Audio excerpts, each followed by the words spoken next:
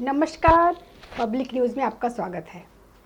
Supreme court ने वक्फ संशोधन अधिनियम 2025 की संवैधानिक वैधता को चुनौती देने वाली याचिकाओं पर सुनवाई के बाद 3 मुद्दों पर अपना अंतरिम आदेश सुरक्षित रख लिया, जिसमें अदालतों द्वारा वक्फ बाय यूजर या वक्फ बाय डीड घोषित संपत्तियों को गैर अधिसूचित करने की शक्ति भी शामिल है। प्रधान न्यायाधीश बी.आर. गवई और न्यायमूर्ति ऑगस्टीन जॉर्ज मसीह की पीठ ने संशोधित वक्फ कानून का विरोध करने वालों की ओर से पेश वरिष्ठ अधिवक्ता कपिल सिब्बल, राजीव धवन और अभिषेक सिंघवी तथा केंद्र का प्रतिनिधित्व कर रहे सॉलिसिटर जनरल तुषार मेहता की दलीलें लगातार 3 दिन तक सुनी, जिसके बाद अपना अंतरिम आदेश सुरक्षित रख लिया। केंद्र ने इस अधिनियम का दृढ़ता से समर्थन करते हुए कहा कि वक्फ अपनी प्रकृति से ही एक धर्मनिरपेक्ष अवधारणा है और संवैधानिक की धारणा है। इसके पक्ष में होने के मद्देनज़र इस पर रोक नहीं लगाई जा सकती। वहीं याचिकाकर्ताओं की पैरवी कर रहे सिब्बल ने इस कानून को ऐतिहासिक, कानूनी और संवैधानिक सिद्धांतों से पूर्ण विचलन तथा गैर न्यायिक प्रक्रिया के माध्यम से वक्फ पर कब्जा करने का जरिया बताया। सिब्बल ने कहा कि यह वक्फ संपत्तियों पर सुनियोजित तरीके से कब्जा करने का मामला है। सरकार यह तय नहीं कर सकती कि कौन से मुद्दे उठाए जा सकते हैं। मौजूदा स्तर पर याचिकाकर्ताओं ने 3 प्रमुख मुद्दों पर अंतरिम आदेश पारित करने का अनुरोध किया है। सुनवाई के पहले दिन याचिकाकर्ता पक्ष की तरफ से 5 वरिष्ठ वकीलों ने जिरह की थी। दूसरे और तीसरे दिन केंद्र सरकार और कुछ राज्य सरकारों ने जवाब दिया। इसके बाद एक बार फिर लगभग 2 घंटा याचिकाकर्ता पक्ष ने अपनी बातें रखी। याचिकाकर्ताओं की तरफ से वरिष्ठ वकील कपिल सिब्बल, राजीव धवन, अभिषेक मनु सिंघवी, हुज़ैफा अहमदी और सीयू सिंह ने बहस की। केंद्र सरकार की तरफ से मुख्य रूप से सॉलिसिटर जनरल तुषार मेहता ने पक्ष रखा।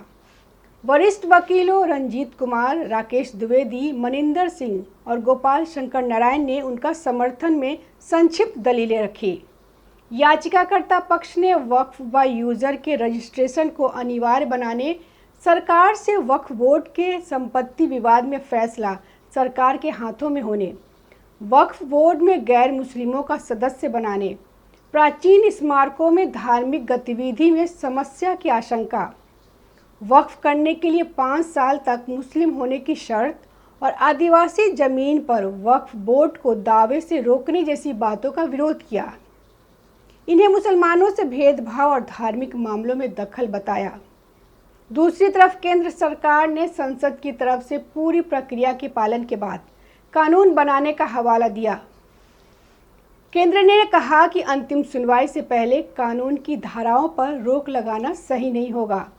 जो लोग यहाँ याचिका लेकर आए हैं वह व्यक्तिगत रूप से प्रभावित नहीं है, वह पूरे मुस्लिम समुदाय के प्रतिनिधि नहीं हैं। कानून सार्वजनिक हित में बनाया गया है। पुराने वक्फ कानून की विसंगतियों को दूर किया गया है। केंद्र सरकार की ओर से सॉलिसिटर जनरल तुषार मेहता ने कानून का बचाव करते हुए कहा कि पुराने कानून में भी था कि वक्फ करने वाला मुसलमान होगा, लेकिन 2013 के कानून में संशोधन करके मुसलमान शब्द हटाकर कोई भी व्यक्ति कर दिया गया था। अब इस नए संशोधित कानून 2025 में उसे बदला गया है। मेहता ने आगे कहा कि वक्फ तो मुसलमान ही करेगा और अगर कोई हिंदू वक्फ को दान करना चाहता है तो अभी भी कर सकता है, उस पर कानून में कोई रोक नहीं है। अगर हिंदू किसी मस्जिद को बनवाना चाहता है तो ऐसा कर सकता है। एक ट्रस्ट के जरिए ऐसा किया जा सकता है। उन्होंने कानून में वक्फ करने वालों के लिए 5 वर्ष के लिए प्रैक्टिसिंग मुस्लिम होने की अनिवार्यता के प्रावधान को सही ठहराते हुए दलील दी कि शरिया कानून में भी अगर कोई मुस्लिम पर्सनल लॉ का लाभ लेना चाहता है तो उसे भी मुस्लिम होने का घोषणा पत्र देना होता है। शरिया कानून मुसलमानों के शादी, तलाक, उत्तराधिकार आदि के बारे में है।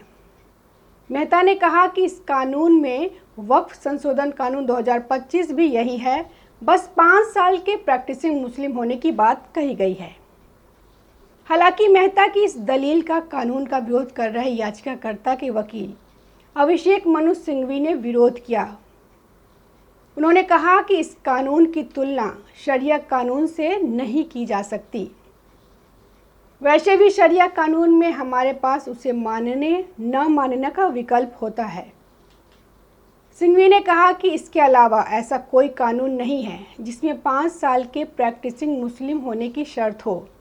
इतना ही नहीं, मुसलमानों के लिए इस कानून में ऐसी शर्त रखी गई है, जबकि और धर्मों के कानूनों में अन्य धर्मावलंबियों के लिए ऐसी कोई शर्त नहीं है। इसलिए यह प्रावधान संविधान के अनुच्छेद 15 का उल्लंघन करता है। केंद्र सरकार की ओर से सॉलिसिटर जनरल ने अधिसूचित जनजातीय क्षेत्र में वक्फ नहीं किए जा सकने के प्रावधान को सही ठहराते हुए कहा कि संवैधानिक रूप से एसटी शेड्यूल एरिया को संरक्षित किया गया है, उन्हें वैध कारणों से संरक्षित किया गया है। जनजातीय लोगों की संस्कृति अलग होती है, उनकी ज़मीन को संरक्षित रखने के लिए ये प्रावधान है। लेकिन तभी सीजीआई गवई ने कहा कि कानून के मुताबिक तो जनजातीय व्यक्ति की ज़मीन उसी के पास रहती है। मेहता ने कहा कि हाँ, अगर कोई धोखाधड़ी करके जनजातीय व्यक्ति से ज़मीन बिकवा कर अपने नाम करा लेता है तो कोर्ट उस ज़मीन को वापस जनजातीय व्यक्ति को दिला सकता है। लेकिन वक्फ के मामले में ऐसा नहीं है। वक्फ का सिद्धांत है कि एक बार वक्फ हमेशा के लिए वक्फ होता है, तो ऐसे में अगर संपत्ति वक्फ कर दी जाती है तो उसे वापस नहीं लिया जा सकता। मेहता ने कहा कि जनजातीय लोग इस्लाम को उस तरह नहीं मानते जैसे इस्लाम को समझा जाता है, उनकी संस्कृति अलग है। इस दलील पर पीठ के दूसरे न्यायाधीश एजी मसीह ने कहा कि इस्लाम तो इस्लाम है, धर्म वही रहता है, सांस्कृतिक प्रथाएं अलग हो सकती है। मेहता ने कहा कि उनकी दलील सिर्फ इतनी है कि इस आधार पर कानून पर रोक नहीं लगाई जा सकती।